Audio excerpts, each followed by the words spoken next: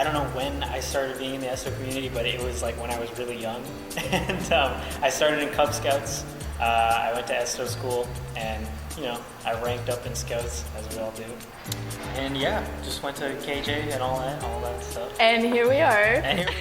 The community aspect is what impacted me the most. I built great friendships, lifelong friendships that I have with a lot of people.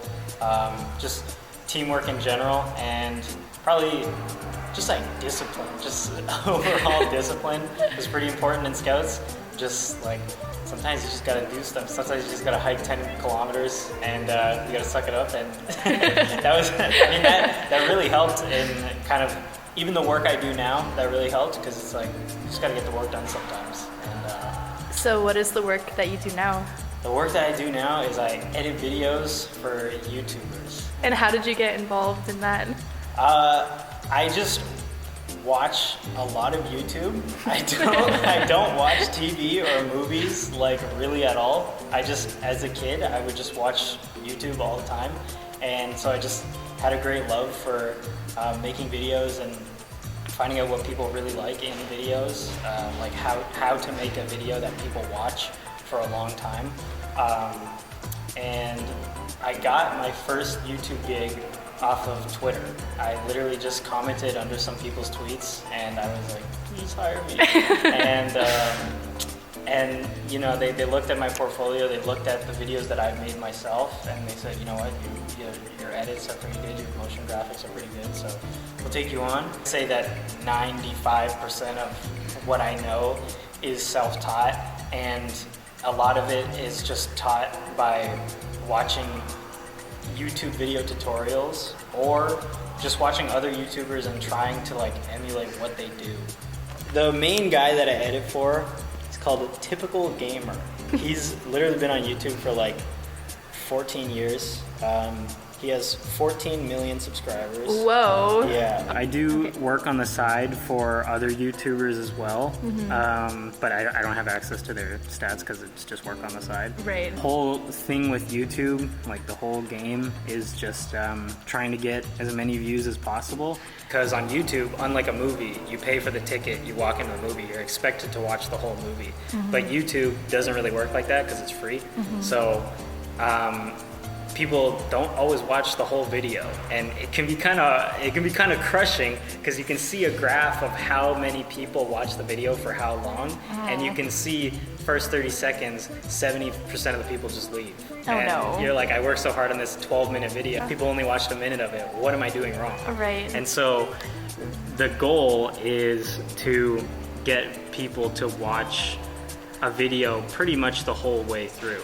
Do you see yourself in your career staying with YouTube, or do you think you'll move into other forms of media like movies and TV? YouTube it's like only growing, right?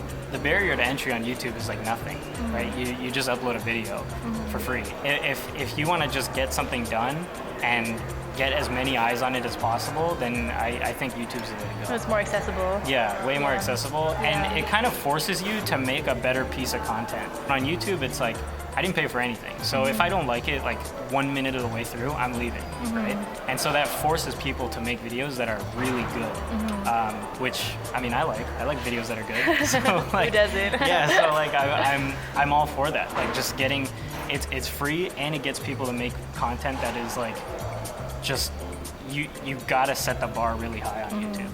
Do you feel like it's harder for like new content creators to break out of that threshold where they're not getting any views at first? How do you move past that initial like awkward stage? You really just gotta keep going. You just gotta like learn with every video. You gotta look at the graphs and the metrics and see like, okay, I said this here and that caused like 50% of the people to leave. So like obviously I said something wrong there and I shouldn't say it again. Yeah. Whether it's like something you said or just like a visual that was boring or something like that.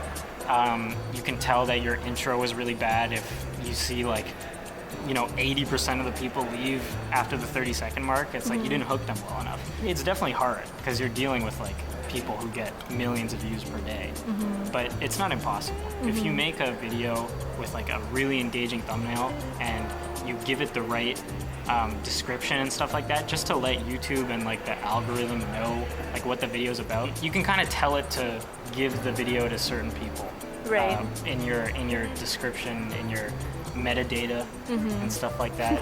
It's hard to, it's definitely hard to break out. It's definitely hard to start from zero, but it's not impossible. Yeah, that's good. So what advice would you give to new content creators looking to make a career out of it? I would say find a role model and then just watch their videos. But don't just watch their videos, like watch them. Analyze I mean, them. like if you see something and you're like, why did they do that? Go back 5 seconds, go back 10 seconds, and like really see why they did that. See how they structured their script. Like you really gotta look at everything a successful person on YouTube does and ask yourself why they did that and why do I like this person so much. And then eventually you can, answer those questions for yourself and you can be like, okay, I'm gonna do it.